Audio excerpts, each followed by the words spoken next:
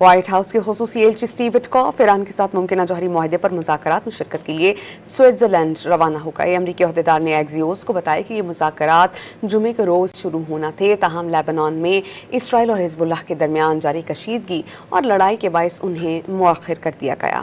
White house کے خصوصی ایلچی Steve وٹکاف Iran کے ساتھ ممکنہ جوہری معاہدے پر مذاکرات میں شرکت کے لیے سوئٹزرلینڈ روانہ ہو گئے۔ امریکی عہدیدار نے ایکزیوس کو بتایا کہ یہ مذاکرات جمعے کے روز شروع ہونا تھے، تاہم لیبنان میں اسرائیل اور حزب اللہ کے درمیان جاری کشیدگی اور لڑائی کے باعث انہیں مؤخر کر دیا گیا۔